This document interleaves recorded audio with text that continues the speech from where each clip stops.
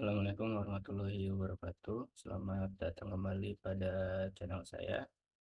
Pada video kali ini kita akan mendiskusikan materi pada pertemuan ke-15, yaitu tentang listrik ya. Tetapi di sini kita akan memulai eh, pemahaman kita pada dasar-dasar dari konsep listrik, yaitu pada materi listrik statis ya. Jadi sebelum kita masuk ya untuk memahami arus listrik atau muatan yang bergerak ya, kita harus sudah ya memahami eh, konsep-konsep yang mendasarinya ya, muatan listrik itu sendiri. Nah, di sini statis itu kan artinya itu diam ya. Jadi yang kita bahas di sini memang belum melibatkan konsep arus listrik ya, karena muatan yang akan kita pelajari di sini itu masih diam.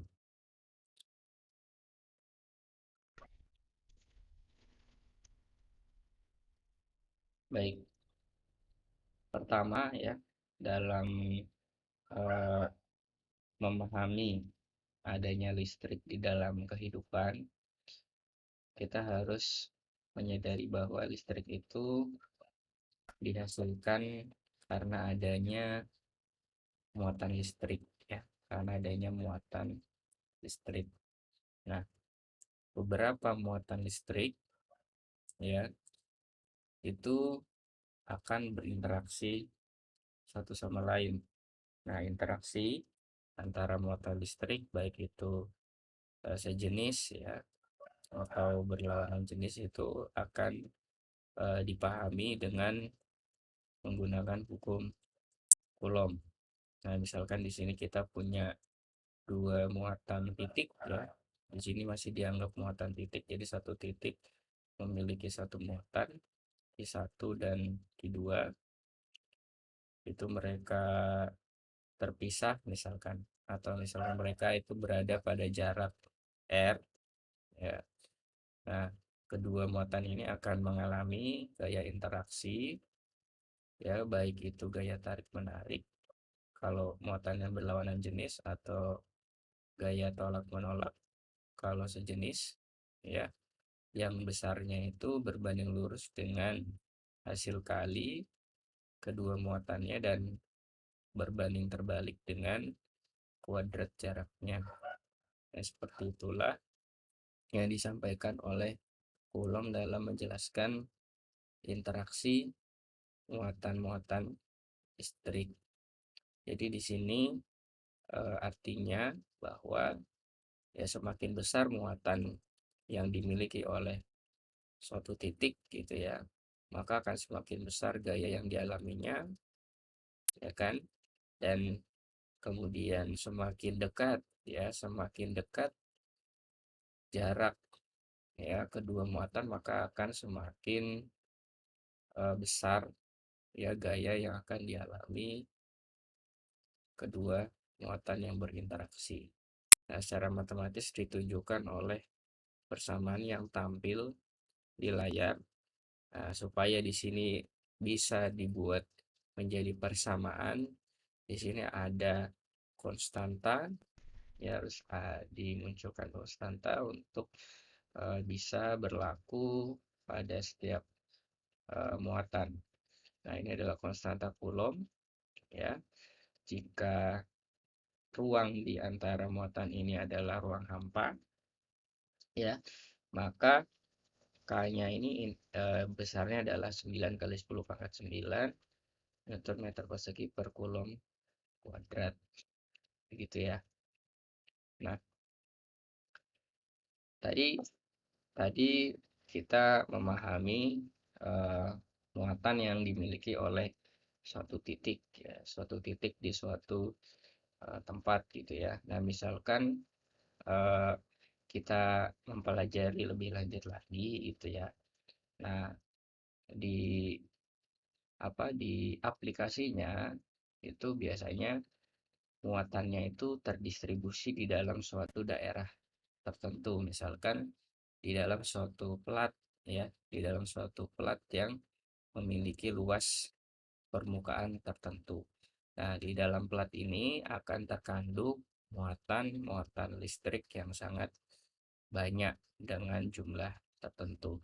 Oleh karena itu, nanti dalam memahami konsep eh, kapasitor selanjutnya, kita perlu memahami salah satu besaran, yaitu rapat muatan, ya, disimbolkan dengan sigma. Ya, rapat muatan ini adalah jumlah muatan, ya, yang dikandung oleh, ya, suatu pelat dengan luas permukaan A. Oke, jadi layaknya seperti rapat massa, ya, atau massa jenis, kan itu massa yang dikandung oleh suatu benda dengan volume V. Nah, misalkan rapat muatan ini sigma, ya, itu adalah muatan yang dimiliki tiap satuan luasnya. Jadi dirumuskan sebagai Q adalah muatan, A-nya ini adalah luas permukaan atau luas bidang dengan satuan meter persegi. Oke, itu terkait dengan eh, rapat muatan. Nah, kemudian suatu muatan, ya, dia akan mengalami gaya Coulomb atau gaya listrik statis ketika dia berada di dalam medan listrik.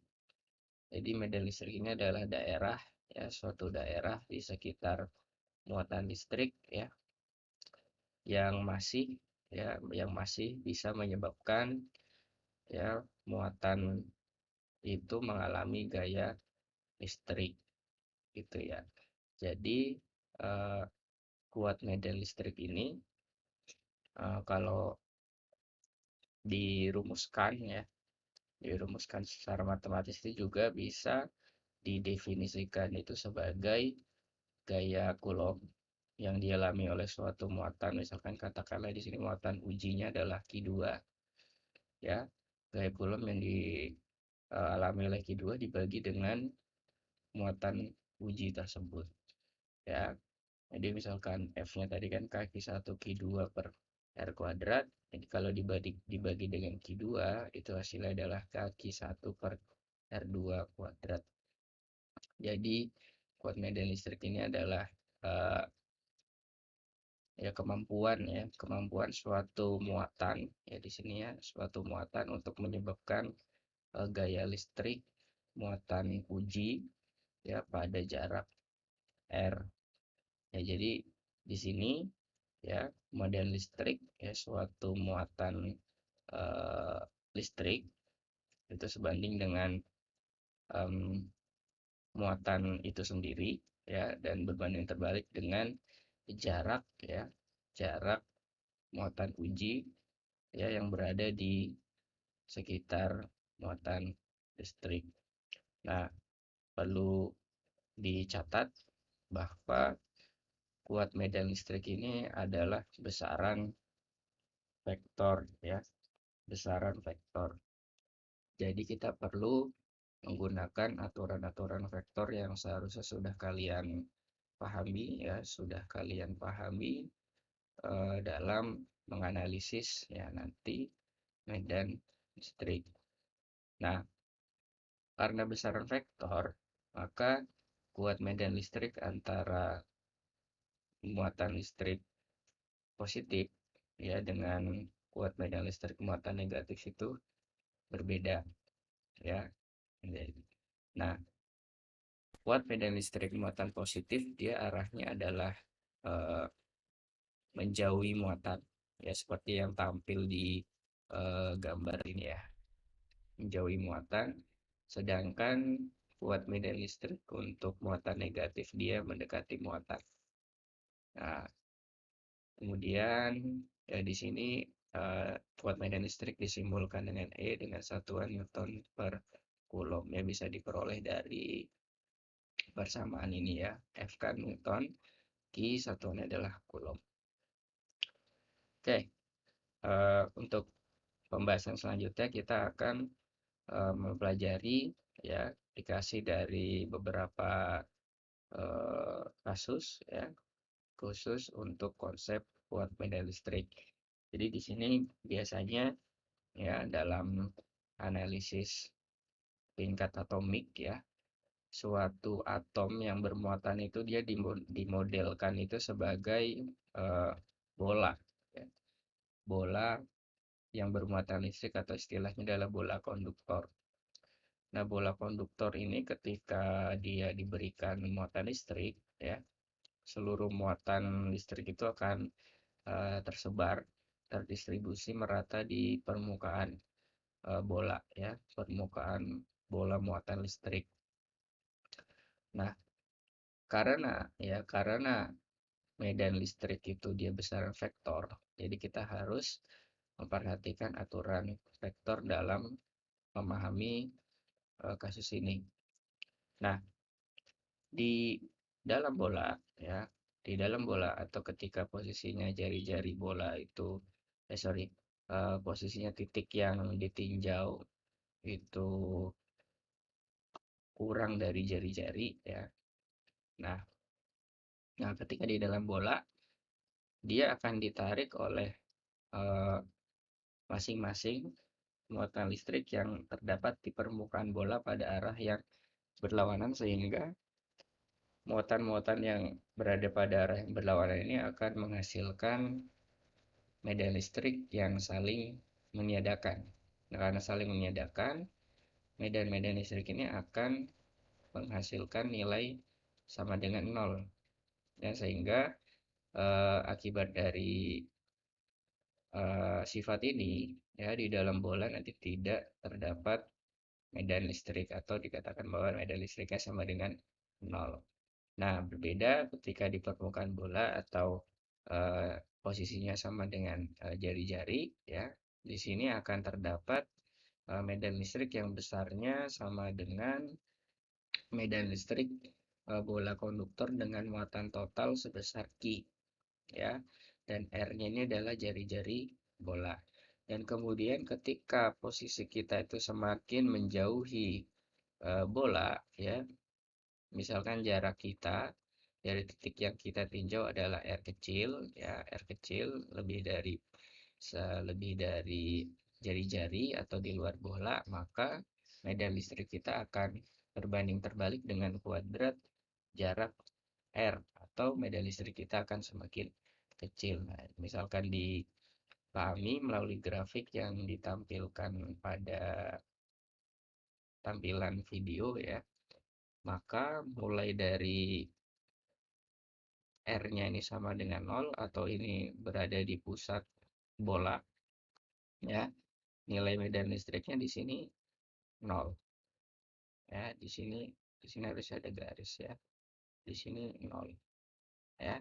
Nah, kemudian pada jarak jari-jari ya, R kecil ini sama dengan jari-jarinya, dia akan eh, sudah memiliki medan listrik yang besarnya itu paling tinggi dan semakin jauh lagi akan menurun secara kuadratik berbanding terbalik dengan kuadrat R. Oke, untuk yang kasus selanjutnya yaitu keping sejajar yang merupakan dasar atau prinsip kerja dari kapasitor yang nanti akan kita bahas di akhir pembelajaran ini. Ya, jadi keping sejajar itu adalah suatu keping atau pelat ya, pelat yang dihubungkan dengan eh, beda potensial ya, sehingga ruang di dalam eh, plat ini ya, ruang di dalam plat ini itu menyimpan medan listrik karena terdapat beda potensial di antara kedua plat gitu ya. Nah, karena terdapat medan listrik ya, berarti di dalam ruang plat ini itu menyimpan muatan listrik ya, menyimpan muatan listrik. Nah, singkatnya untuk keperluan pemahaman kalian, jadi medan listrik untuk keping sejajar ini sama dengan rapat muatan ya, rapat muatan sigma Jadi muatan yang dimiliki oleh eh, tiap keping, ya tiap keping eh, plat sejajar ini dibagi dengan permitivitas ruang hampa, ya. Nah, karena sigma kan tadi kan Q per A ya, berarti di sini bisa diganti sebagai Q per A epsilon 0 gitu ya. Nah, besar dari permitivitas ruang hampa 8,85 kali 10 pangkat min 12 ini adalah konstanta yang sudah siap digunakan. Nah, persamaan ini hanya bisa berlaku ketika di ruang hampa karena kalau misalkan di sini sudah tidak hampa berisi suatu materi tertentu ya, maka di sini kita harus mengkalikan permitivitas ruang hampa ini dengan suatu konstanta. Nah, K ini adalah konstanta dielektrik, jadi dielektrik ini adalah bahan ya, suatu materi, suatu ya materi yang bisa meningkatkan ya, meningkatkan kapasitas kapasitor nanti ya untuk selanjutnya kapasitas kapasitor keping sejajar ya. Nah, ini bahannya itu macam-macam, bisa plastik ya, bisa kaca ya, dan lain sebagainya ya, bahan-bahan tertentu yang dapat mempengaruhi muatan listrik yang bisa dimiliki oleh keping sejajar. Baik, nah sekarang kita akan mempelajari ya konsep yang selanjutnya, konsep yang berbeda dengan uh, kuat medan listrik dan gaya listrik yang sudah didiskusikan sebelumnya, yaitu energi potensial dan potensial listrik ya. Meskipun berbeda tetapi besaran ini itu berhubungan dengan apa yang sudah pernah kita pahami sebelumnya. Nah, energi potensial listrik ini adalah usaha ya. Nah, di sini juga perlu diperhatikan ya, di sini mengapa energi itu usaha? Ya, karena ada hubungan antara energi dan usaha ini berdasarkan teorema usaha dan energi. Ya, intinya energi itu ya harus eh, ada ya ketika kita ingin melakukan usaha kan gitu ya. Nah, jadi energi ini juga bisa dikatakan sebagai usaha untuk memindahkan muatan listrik ya dari suatu titik tertentu ya ke tak berhingga atau sebaliknya ya. Nah, jadi EP ini bisa dirumuskan ya itu sebagai usaha. Usaha itu kan W ya. W sama dengan F kali S gitu ya. Nah, di sini F-nya itu adalah gaya Coulomb dan S-nya itu adalah R. Sehingga gaya Coulomb yang kita peroleh ya di awal tadi itu kalau kita kalikan R akan menghasilkan ini. Nah, jadi bisa dilihat ya persamaan energi potensial ini tuh mirip ya dengan persamaan yang kita peroleh pada hukum Coulomb ya. Jadi kalau misalkan untuk mengingat-ingat ya bisa diingat energi potensial ini itu mirip dengan gaya Coulomb sehingga tidak terbalik-balik. Kemudian untuk potensial listrik ini adalah ini mirip ya seperti medan listrik ya, energi potensial tiap satuan muatan. Ya kalau medan listrik itu kan gaya listrik tiap satuan muatan. Nah, perbedaannya adalah potensial listrik ini dia merupakan besaran skalar ya. Jadi kita uh, hanya menjumlahkan saja secara skalar jika terdapat beberapa potensial listrik ya, beberapa muatan listrik yang kita tinjau. Nah, jadi karena di sini V ini sama dengan kaki 1/R, jadi EP ini juga bisa kita, ini kan kaki 1/R sama dengan potensial listrik. Jadi bisa kita katakan EP ini juga sama dengan Q dikalikan dengan V. Sehingga untuk selanjutnya, usaha untuk memindahkan sebuah muatan itu merupakan perubahan energi potensial ya.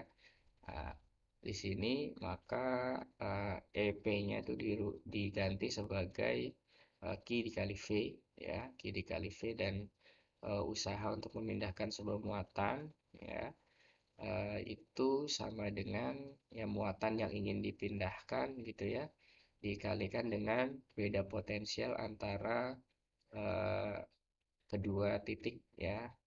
Ya, misalkan kedua titik itu berjarak R dan masing-masing titik itu beda potensialnya V2 dikurangi V1.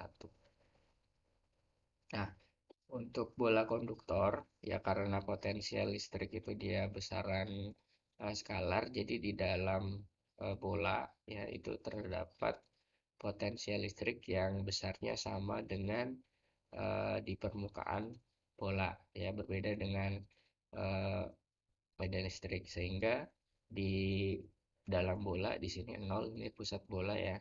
Nah, dia besar potensial listriknya sama dengan yang ada di permukaan bola, dan ketika keluar dari permukaan bola, potensial listriknya akan berbanding terbalik dengan jarak ya titik yang ditinjau ya dari pusat bola. Nah, selanjutnya adalah misalkan ada keping sejajar ya, keping sejajar dia berjarak D dan di dalam keping sejajar itu memiliki medan listrik E, ya maka beda potensial listrik yang terdapat pada keping sejajar merupakan perkalian E dikalikan dengan D. Jadi di sini sebenarnya kan V kan tadi ini ya, ini. Nah, kalau kita bandingkan ya dengan persamaan E ya, nah perbandingan dengan persamaan E ya kan ini kan eh, V itu sama dengan E kali R ya. Nah, misalkan konteksnya adalah keping sejajar, dia jarak kedua muatannya itu berarti adalah D ya, karena yang mengandung muatan adalah kedua keping yang memiliki body potensial V. Oleh karena itu di sini R-nya diganti sebagai D yang merupakan jarak antara kedua keping sejajar.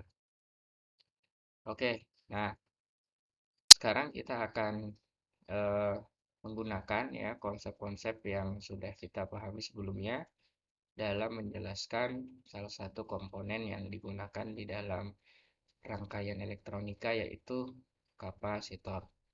Nah, kapasitor ini adalah komponen elektronika yang berfungsi menyimpan energi listrik ya dalam bentuk polarisasi muatan.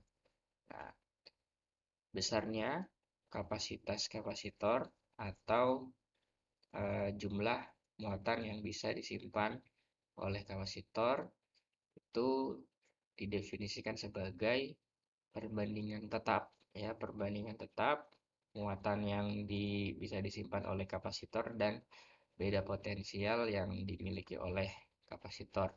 Jadi berdasarkan definisi ini, kapasitas kapasitor itu tidak berbanding lurus ya, tidak berbanding lurus dengan Q atau berbanding terbalik dengan beda potensial, karena ini perbandingan yang tetap. Maksudnya adalah, jadi ketika muatan yang disimpan dalam kapasitor itu besar, ya maka beda potensial yang dimiliki kapasitor juga besar. Kalau muatan yang disimpan oleh kapasitor itu kecil, maka beda potensial yang dimiliki oleh kapasitor juga kecil. Jadi seperti itu. Nah, untuk menjelaskan faktor-faktor yang mempengaruhi kapasitas kapasitor ya, kita harus meninjau ya faktor-faktor geometris dari kapasitor ya. Kita sudah mempelajari ya rapat muatan keping sejajar ya. Medan listrik keping sejajar itu sama dengan sigma per uh, Q per K epsilon nol yang sudah dijelaskan di awal. Nah, itu kalau kita cari Q-nya dan kita ganti Q-nya di sini dengan medan listrik pada keping sejajar dan dengan konstanta dielektrik, maka bisa kita buktikan kapasitas kapasitor ini seperti ini. Nah, di sini dapat kita lihat ya beberapa faktor-faktor yang bisa mempengaruhi kapasitas kapasitor. Yang pertama adalah konstanta dielektrik ya, kemudian luas permukaan ya, luas permukaan keping kapasitor dan jarak antar keping. Nah, ini yang berbanding lurus adalah konstanta dielektrik dan luas terbuka. Jadi semakin bagus ya bahan yang digunakan di dalam kapasitor, maka dia akan meningkatkan kapasitas kapasitor. Kemudian semakin luas kapnya juga akan meningkatkan kapasitas kapasitor, tapi berbanding terbalik dengan jarak antar keping. Oke, nah di sini akan dijelaskan bagaimana eh, apa yang terjadi ketika kedua kapasitor itu digabungkan. Misalkan ada dua kapasitor dengan masing-masing kapasitasnya C1 dan C2 sehingga memiliki beda potensial V1, V2 dan muatan yang disimpan Q1 dan Q2. Nah, ketika kedua kapasitor ini dihubungkan, ya maka kapasitas gabungannya itu misal dihubungkan ini secara seri ya, maka kapasitas gabungannya, sorry, ini paralel. Paralel itu kapasitas kapasitor gabungannya adalah C1 plus C2 ya. Nah, di mana ketika paralel ya nanti beda potensial yang dimiliki oleh masing-masing kapasitor itu akan sama ya. Dan muatan gabungannya itu sebagai jumlah dari muatan masing-masing Q1 plus Q2 dan V gabungannya itu dicari dengan C1 kali V ini adalah Q1 ya. C1 kali V1 ini adalah Q1, C2 kali V2 ini adalah Q2 dibagi dengan C1 plus C2. Nah, ini merupakan permulaan dari apa yang akan kita pelajari selanjutnya, yaitu susunan kapasitor seri. Mengapa kita mempelajari ini? Karena kapasitor yang terdapat di pasar, yang terdapat di toko, itu seringkali tidak sesuai dengan apa yang kita butuhkan di dalam rangkaian listrik kita. Nah, untuk memperoleh nilai kapasitor sesuai dengan kebutuhan kita, biasanya kita harus ya membuat rangkaian kapasitor sampai ketemu nilai yang kita harapkan. Nah, ada dua jenis ya yang sudah kalian ketahui mungkin dalam menyusun kapasitor, yaitu secara seri atau secara paralel. Ya, sama seperti apa yang bisa kalian lakukan pada resistor. Nah, ketika kapasitor dirangkai secara seri, maka masing-masing kapasitor akan memiliki muatan yang sama. Sehingga di sini akan kita katakan bahwa masing-masing eh, kapasitor itu Q1, Q2, dan Q3 sama-sama memiliki muatan Q. Sedangkan beda potensialnya berbeda-beda. Sehingga kalau misalkan di sini ada tiga kapasitor digabungkan, ya, beda potensial gabungan ketiga ini itu sama dengan V1 plus V2 plus V3. Nah, berdasarkan konsep ini, ya, nanti akan kita peroleh bahwa kapasitas kapasitor gabungannya secara seri itu bisa diperoleh dengan seper C seri sama dengan seper C1 plus seper C2 plus seper C3 dan seterusnya gitu ya. Nah, ini berbeda dengan resistor ya. Nah, kalau misalkan resistor ini dia paralel ya, kalau kapasitor ini dia seri dengan seperti ini. Nah, kemudian kebalikannya yaitu paralel ya, ketika disusun paralel begini ya. eh, Nah, masing-masing kapasitor akan memiliki beda potensial yang sama. Nah, tetapi muatan yang dimiliki oleh masing-masing kapasitor itu berbeda sesuai dengan kapasitas kapasitor yang eh, dimiliki oleh kapasitor. Nah, sehingga di sini eh, jika kita ukur ya arus yang muatan yang tersimpan total itu sama dengan Q1 plus Q2 dan plus Q3. Nah, karena Q1 kan nanti sama dengan C1 kali V1 ya, Q2 C2 kali V2, kemudian Q3 C3 kali V3, maka di sini nanti bisa kita keluarkan ya, karena V1, V2 dan V3 itu kan sama dengan V gitu ya. Nah, nanti C1 plus C2 plus C3 ini adalah kapasitor gabungan ya, ketiga kapasitor yang dirangkai secara paralel ini gitu. Nah, selanjutnya ini juga terakhir ya. Ini terakhir yaitu energi yang tersimpan di dalam kapasitor. Nah, pada pembahasan sebelumnya tadi kan kita udah mencari ya usaha yang ya digunakan untuk memindahkan muatan listrik ketika eh, berpindah dalam beda potensial V1 dan V2. Aki kali V1 dan V2 itu adalah usaha yang digunakan untuk memindahkan eh, muatan gitu ya. Nah, ini juga digunakan ya dalam memahami energi yang tersimpan di dalam kapasitor. Nah, tetapi di sini besar adalah setengah karena kita kan pelat yang sejajar ya, terdapat simetri di sana sehingga singkatnya gitu ya. Nah, energi yang tersimpan atau W di sini yang disimbolkan dengan W ya sama ya, Q-V ya, tetapi di sini kita tambahkan setengah, kemudian Q ya berdasarkan definisi dari kapasitas kapasitor itu kan sama dengan C kali V. Sehingga persamaan ini itu bisa diubah juga dengan CV kuadrat. Ya, CV kuadrat kenapa dihasilkan di sini? Sini sebenarnya dari sini gitu ya, tetapi kita manipulasi aja Q-nya itu C uh, C kali V sehingga bisa kita peroleh ini.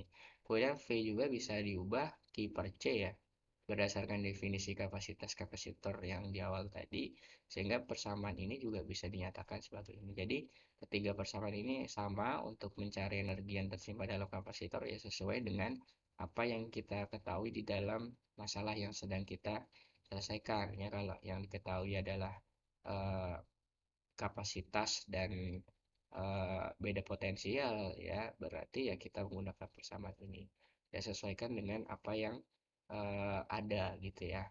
Oke, terima kasih. Seperti itu yang bisa saya sampaikan terkait dengan konsep-konsep yang perlu dipahami dalam listrik statis ya. Semoga bisa dimengerti oleh teman-teman semuanya. Assalamualaikum warahmatullahi wabarakatuh.